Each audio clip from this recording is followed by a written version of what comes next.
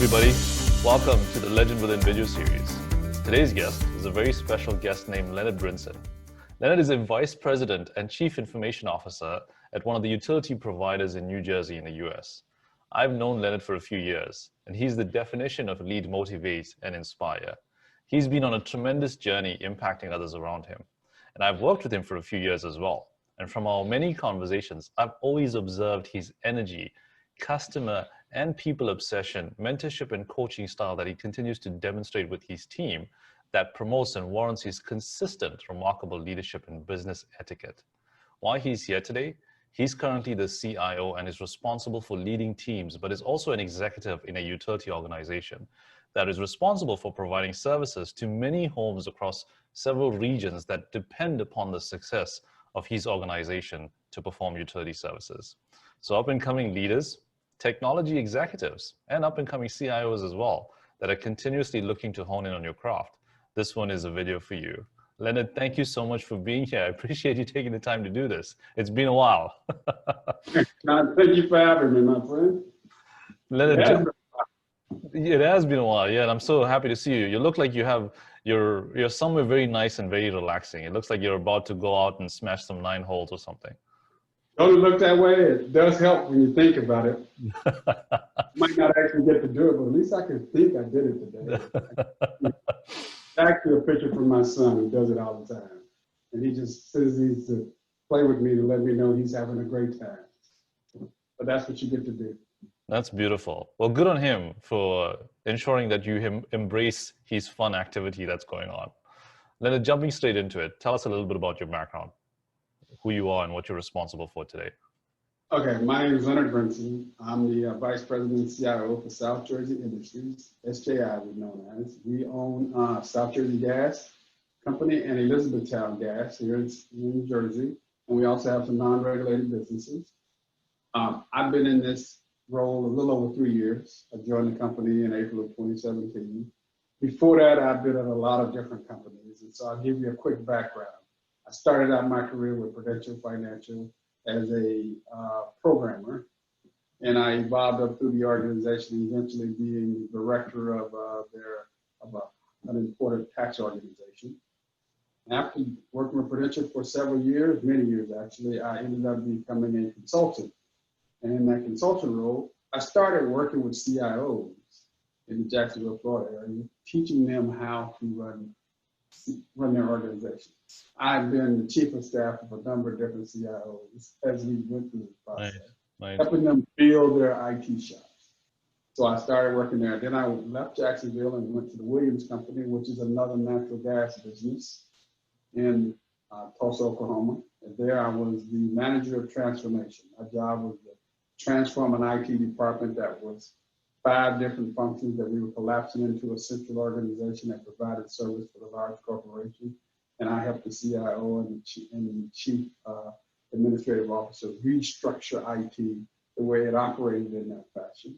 I am an avid project management person, so I do PMOs. So I built PMOs and leadership structures around that. At the same time, I'm always looking at techniques and using what is out there. At that time, we became an ITIL shop. We were the first shop to be an ITIL shop. We used all tools to manage that environment. So we built up that function at Williams. It was very efficient. We had this enterprise PMO that took care of everything and made sure things were on. I created that group. Then we got a new CIO who happened to take a job here in Philadelphia with the Exalta company. He asked me to come work for him with Exalta. I joined that company back in 2013 when Exalta was being carved out of DuPont, and I led the carve-out team to rebuild that entire organization, build the entire IT environment at that point, and build an IT function, get it developed, designed, and operational so it delivered services for Exalta. Then one day as I'm working with Exalta, I got a call from a headhunter and talked about this opportunity. This opportunity was a CIO job. I always wanted to be the CIO, right? Just own everything, be responsible. Even though I somewhat was responsible for a lot of it with Exalta, I took the CIO role. When I got this role, it was a utility. Right. If you know a utility is set in their ways and they did things a certain way. So I had to restructure the IT department here. We reformed and transformed this IT department. And 6 months into the job, South Jersey Industries purchased the Elizabethtown gas from Southern Company, and I find myself in the middle of another acquisition activity. But this one was a bit unique, and the uniqueness in this case was we were transforming an IT department, but at the same time, we had to build the entire IT environment for Elizabethtown gas. When I say the entire environment, we got no IT assets from Southern in the deal, so we had to build everything from scratch. Right. Even the routers in the field offices, from the routers in the field offices to every application that they need to service their business customers, that's what we had to build. It took us about 2 years to get all that done. We just went live in March of this year. So Elizabethtown is up and running. And now I got the rest of the company to support. So within all that, as I went through that really quickly, one of the primary things was I got to take care of customers every day. And I had to use technology to take care of those customers. We wasn't a technology shop. We wasn't building technology to sell it to external companies. We were taking in technology, figure out how we can improve the operations, whatever business I was working in. And that was the most exciting part for me. The other one was I got to work with people. I got to see how people thought. I had to see, one of the funny things I've always believed is this. I have good ideas, but I don't have all the ideas. And so people come up with the ideas. But one of the things I've noticed in many companies I worked in, the team always was hesitant. They never had the support to give them their ideas. So whatever organization I went in, I made sure that their ideas, the team's ideas, were incorporated in things that we did.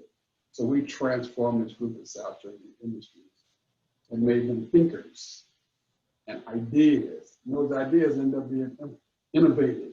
So we started rolling out innovative conversations. And then you start having innovative conversations in IT, and the IT team started having innovative conversations with the operations groups and the business groups.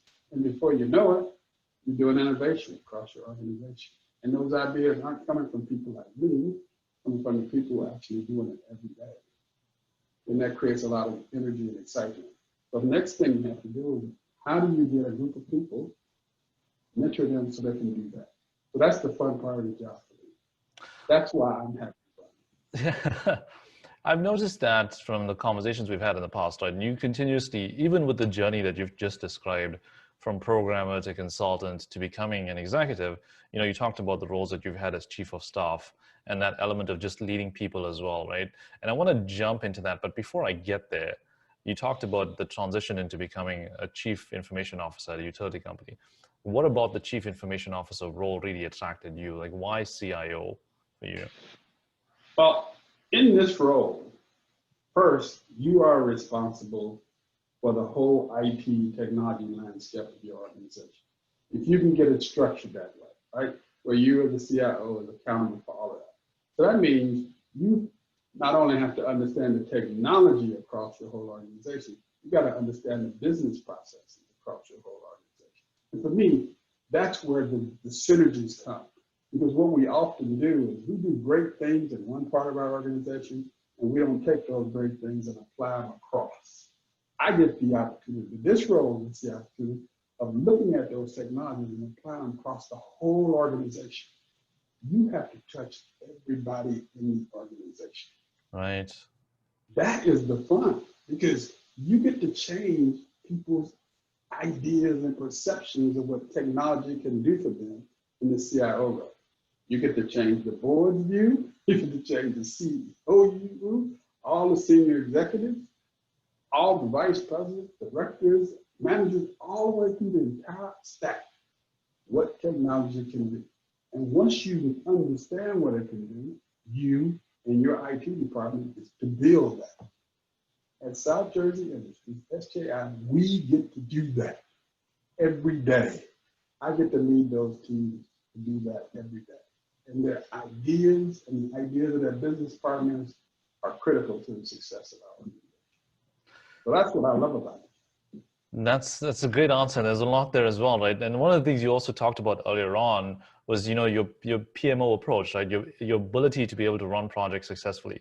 And what typically happens, and I'm sure you'd agree with us, right? What typically happens in some leadership roles sometimes is when you have that experience, that knack, and that ability in your DNA to be able to run projects successfully, being able to set them up and orchestrate and delegate at the same time, what happens is it kind of comes in between your leadership ability to let people actually do that and let people actually run with those activities only because you believe firmly that you have good control and you have a good ideology behind how those things should actually work.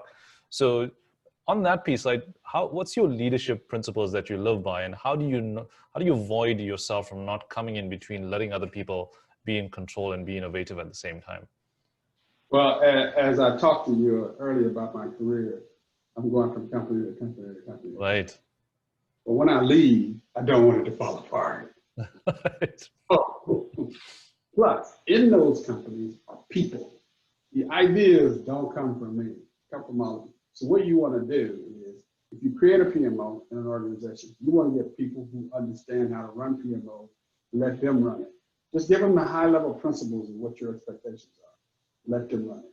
When you create a build organization, someone who's going to build all your code, you give them your high-level perspectives. You talk about your infrastructure.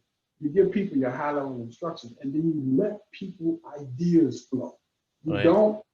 don't direct every step that they take. You let them go. Trust me, sometimes they're going to fall down. You pick them up, you dust them off, and you send them back into the fight. So my idea is not me doing it. It's me helping orchestrate it and letting them do it, and really letting their ideas guide us. I give you a target. How do you think we ought to get to that target? There could be 20 different ways to get there. My job is not to always make you go use number 17. If you can use 13 or 9 or 10, whatever you can, just get me there. And guess what happens? When they use it, I end up with number 21 to get Right. there. So I learned from what they did. So to me, it's about how do you motivate, how do you get people to be willing to expose themselves? Because people are afraid, in my humble opinion, of failure because we've been told that's a bad thing. Right. My job is let you fail fast, clean you up, thank you, just don't do that again, go back at it.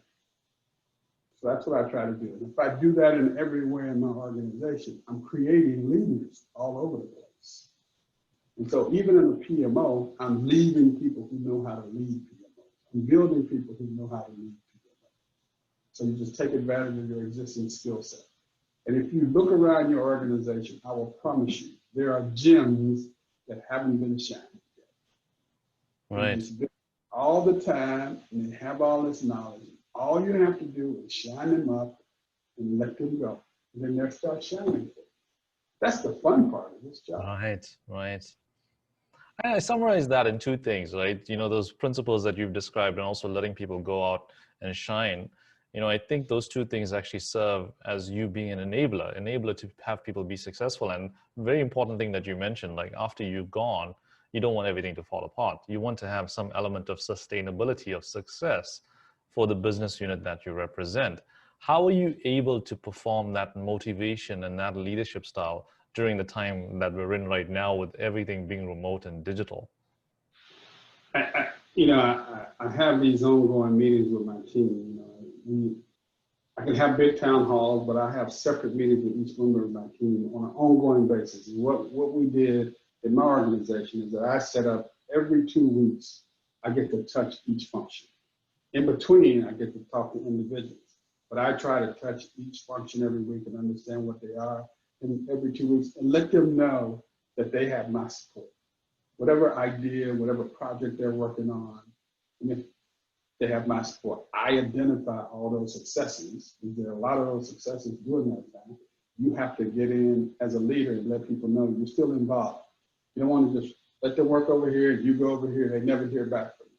So what I try to do is have a constant communication with them. Let them know that I'm here to support them in their different ideas. Let's be clear, we're in the middle of a pandemic. Right. None of us ever thought we would ever be in a pandemic. Right. Now Right. that we're in a pandemic, we're finding out that we have talented people who can work remotely and still get work done. But we still got to support those people because now their lives are integrated with our work, right? Their kids are in the house with them. So when you're on a conference call, what I love is when I'm on a conference call and the little kid come up and trying to talk to daddy, and daddy's like, oh, he's feeling all nervous. I'm trying to calm my guys down and say, don't worry about it. I had kids one day. I know they're going to come up. I got to let you live the real life you live and still help you get work done. So that's what we get to do. So now I'm learning how to do that, right? And I'm trying to teach my leaders how to do that. Let people live life while they're doing work for you because they're remote. You can't walk by their desk and talk to them. So guess what? You can click on you can have a video conference with them. And that's what I do. I randomly pick members of the team to give a call. How you doing? What's going on? What about this? Ooh, the CIO is calling. Leonard's calling. I'm just calling just to say hello. And if I can get you to the point where you're comfortable taking a call from me all the time, that means you're feeling comfortable enough to share with me your bright idea. If you share your bright idea and it turns into be a benefit for our corporation, we can implement your idea. And we can tell everybody, this is your idea. You know what a big boost it is to someone for them to have an idea and for you to support their idea. I was at the Williams Company, and I remember having this conversation with this gentleman. His name was Pete Mathers. Pete was a former CIO, and he said, Leonard, an idea is a very delicate thing. It's like a light bulb. It's shining bright, but every time you don't listen, it gets dimmer and dimmer and dimmer until it goes out. And once that idea goes out, it's not there for you anymore. So I'm always trying to keep those lights on. That's what I get to do it. That's why I keep having fun. Yeah, no, I'll tell you for sure. I've noticed that one of the many qualities that you have is you always take that moment to know about how other people are doing and how other people's lives are going on. Like even if it's just to check in and say hi. And I've noticed that about you, and it's a really admirable quality. If it wasn't snack time right now, you might have gotten a preview of a 7-year-old and a 5-year-old come in and do the same thing as well. Getting into the industry a little bit as the Chief Information Officer, right? You mentioned this earlier as well. Utility industry companies tend to be a little stuck in their old ways. And the utility industry has been around for a long, long time, providing the same services for a long, long time. How do you stay innovative as a CIO of a utility company? As CIO of a utility company, the first thing you got to do is the foundation, right? Customer service, taking care of the customers, making sure that the field organizations get access and they can manage all the gas and all the information. If you're tracking all the leaks, that the leak line is operational, that the customer service line is operational, that the tools working in the field operational. Then you take a step back, right? So the next thing you want to think about, once you get those operating, you then have to sit down and listen to how they do their job and then help people find new tools, right? To help them get more done in the same time frame. Right.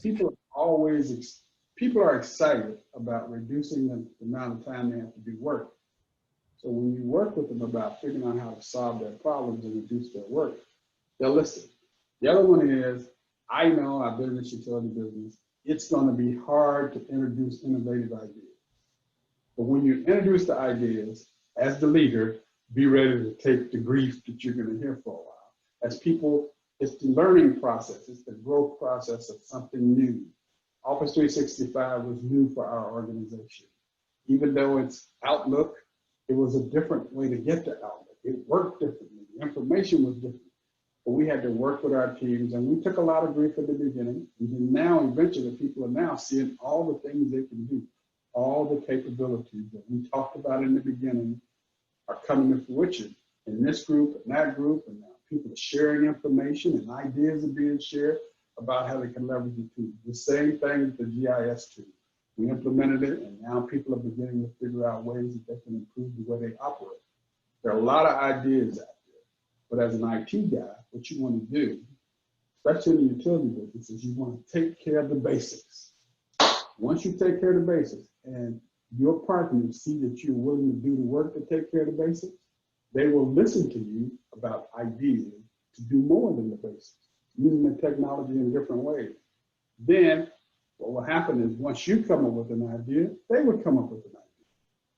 I recommend that you implement their idea before your idea. Once you do that, they're going to start saying, oh, my idea is important. So then you start getting ideas from your people and you start implementing them as you go, making incremental improvements in the way the utility organization is operating. There's a lot of power in the technology. We don't build technology. We use technology to help operational groups be more efficient and more effective. Drive down costs, better customer service, better service for our business users, better service for the people doing the job. Once they see that you can do that with technology, you're going to get all the requests. You're going to get more requests than you thought you could handle. And in some cases, you'll start using your PMO to help you prioritize all that work. Right, right. Yeah, I love that answer because you talked about technology being an enabler there as well, right? And of course, in my field of work, we're on a continuous mission to connect with C-level execs like yourself, provide value through technology, but above and beyond that, provide and establish an element of partnership that we can bring subject matter expertise to you in terms of how to innovate and how to use technology as an enabler as well, right? My question to you, because I know that there's going to be a lot of technology folks on my side of the world that would be watching this, right? That generally want to talk to C-level executives and are on a mission to communicate with C-level executives and bring value on a regular basis. I'd like to ask you, what would be your expectation of the technology providers as a partner? Okay, one of the first things that ever happened, like every CIO, I'm sure, I get tons of calls. Right. From people telling me, call me back and I'll tell you how I can make your life wonderful. Those are the best calls to me because I never take those, right? What I take is the one who calls and says, I'm interested in understanding how you operate. And I can tell you how the technology can help you be more effective. Because we're in the utility business, what is really interesting for me is technology vendors and service providers know what I have to do. It is not rocket science what we do. So if you come to me with something that I have to do, and you have a way that I can do it better with a piece of technology, I'm more apt to have a conversation with you because I've had a business partner ask me about that. Right. So if you bring me a solution, I can connect it to what I've been asked about. Or if you bring me a solution and say, hey, Leonard, I was using this in another business, and this is the CIO over there I work with, I might have a relationship with it. But bring me your technology in the context of how it's solving my business problem or making my business more efficient and effective. I'm a business guy, just like the CFO and all the other people in the company, the CEO. I got to make this business more profitable. So I'm interested in hearing how the technology is going to help me make the business more profitable. Don't call me up and tell me you're going to just make my life the best life in the world. Tell me I have a way to help you make more money for South Jersey Industry. Oh, okay, well, let's talk about that because that's what I get to do. Yeah, I think it's important. There's a very important thing that you mentioned there at the beginning was, understanding how you operate, understanding what you do. And I think that's super important when you're providing technology, right? Because again, as you mentioned, there's a ton of calls, there's a ton of emails that go out on a regular basis.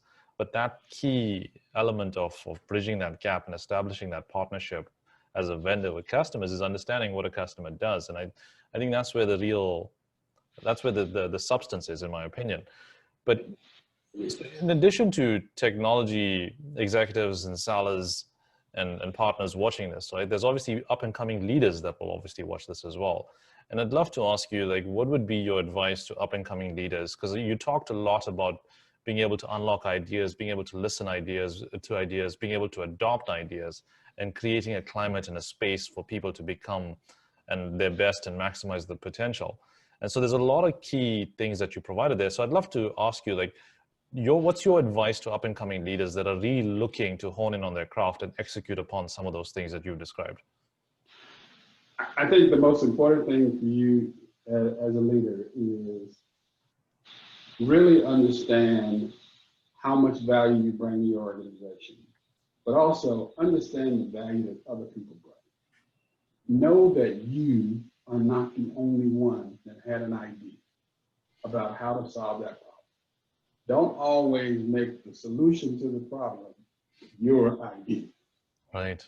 Make the solution somebody else's idea, because then you will get more ideas. And it makes you have to work harder to understand other people's ideas. You get better at your own craft, but you also create different relationships. Now you are a listener. You are someone who will cultivate not only the idea, but the individual. Because when you cultivate an idea from an individual, you increase the confidence level and the capability of that individual. So as a leader, that's what my job is, right? Cultivating ideas, but I'm also taking those ideas and transforming them into how they can make my business more effective. So I get to teach people how to take their ideas and transform it and put it in the context of profitability for my company, or how I can make the situation better. So as a leader, and if I want to be a leader, I got to understand leading is not just being the guy with the vice president title. Leader is being the person who can help somebody's idea grow. How do you make that? How do you do that? You need to think about those things. If you're making people's ideas grow, eventually you'll find yourself in a leadership role. And once you get in that leadership role, your challenge now is to now get others to talk and think like you. Because if I got a lot of people in my organization and making other people's ideas grow, then we are really growing our organization quickly. So that's what I'll tell you to do. That's a great, solid advice, right? You have to be able to, and I think a key moment of unlocking ideas and creating a space for listening and adopting them is being able to listen, right? That's pretty much like how you get that. It's all that discipline and that knack for wanting to listen to people's value that they continuously provide. And I would suggest that you need to be public with your support of your team, right? When they fail, Right. you have to be public. You have to say, nice job, great try. Where did we go wrong? What do we need to do differently? Pick them up so everybody can see that you're doing that. Because once you do that, you'll build greater confidence in everybody else to know that at least I can make a mistake in front of Leonard and not end my career. All right. That's what people are fearing, that one mistake is going to end my career. Right. Nah, I made a whole bunch of mistakes. I'm still here. You'll be all right. Right, right. And that's important. That's super important, right? You mentioned it earlier on as well, right? Creating the climate, the opportunity for people to fail fast, recover fast, support them, and grow them as well, right? And the way you do that is exactly the way you described. What is the impact that you want to make and you want to be known for?